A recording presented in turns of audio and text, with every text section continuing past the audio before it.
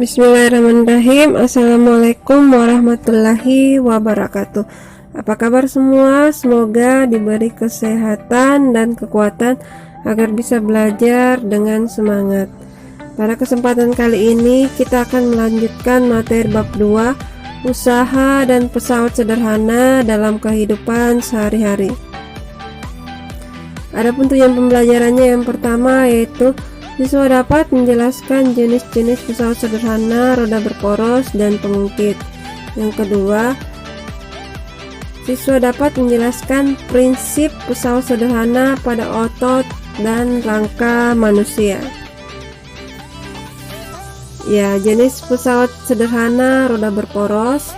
Roda berporos adalah roda berputar yang dihubungkan dengan sebuah poros yang dapat berputar bersama-sama. Berfungsi memperbesar kecepatan dan gaya. Contoh roda berporos seperti pada roda sepeda, kursi roda, dan sepatu roda. Ya, keuntungan mekanik pada roda berporos.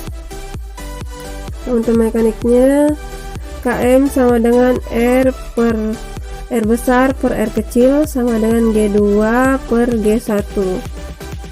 Keterangan, G1 sama dengan jumlah gigi pada roda pertama atau poros, kemudian G2 jumlah gigi pada roda kedua atau roda, kemudian R besar adalah jari-jari gear besar atau roda, kemudian R kecil jari-jari gear kecil atau poros.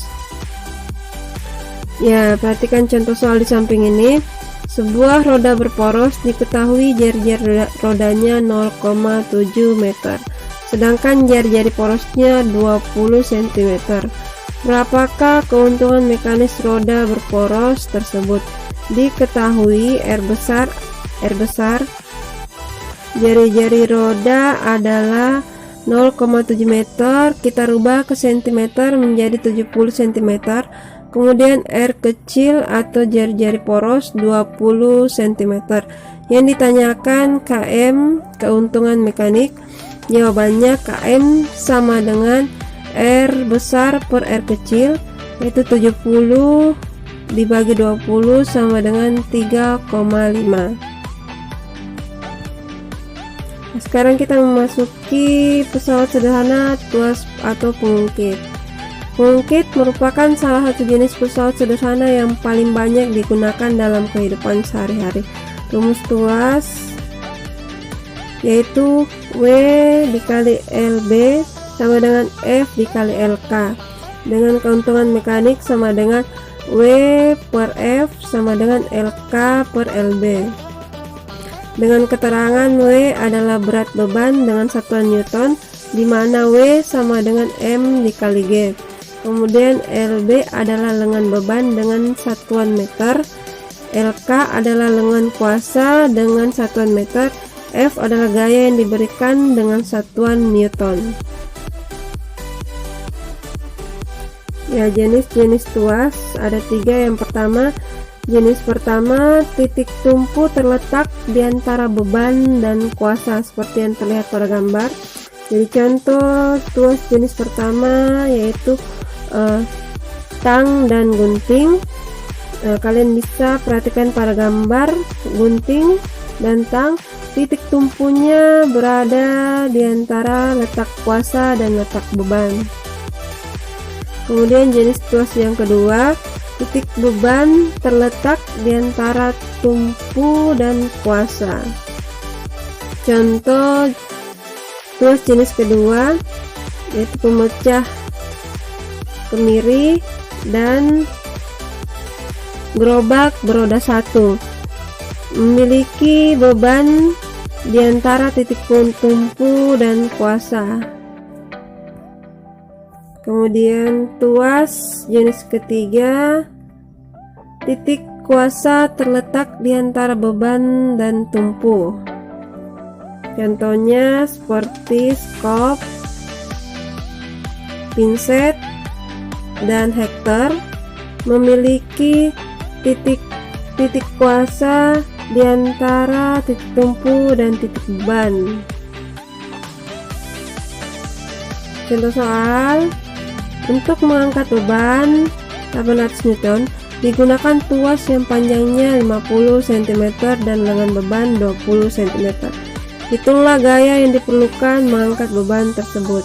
Diketahui W berat beban yaitu 800 Newton, LB sama dengan 20 cm, LK 50 cm. Yang ditanyakan F atau gaya.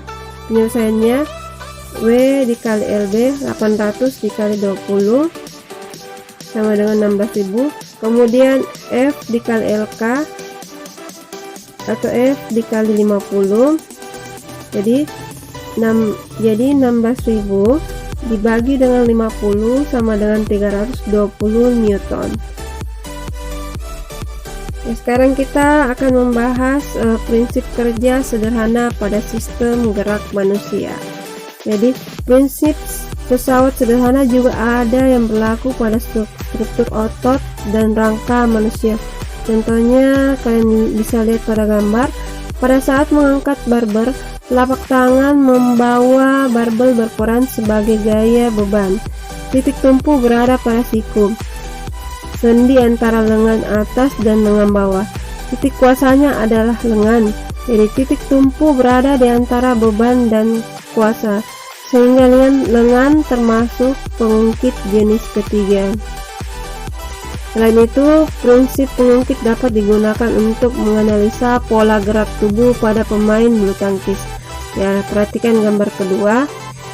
Pengungkit jenis pertama, titik tumpu berada di antara kuasa beban. Hal ini terjadi ketika pemain bulu tangkis menggunakan otot leher untuk menengadah kepalanya.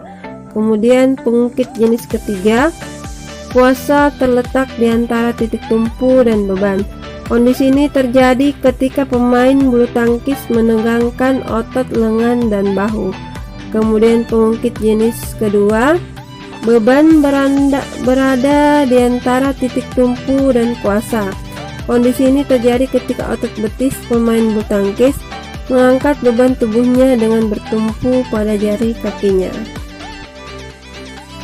Ya, sekian dari materi yang Ibu sampaikan. Semoga bisa bermanfaat untuk kalian semua. Wassalamualaikum warahmatullahi wabarakatuh.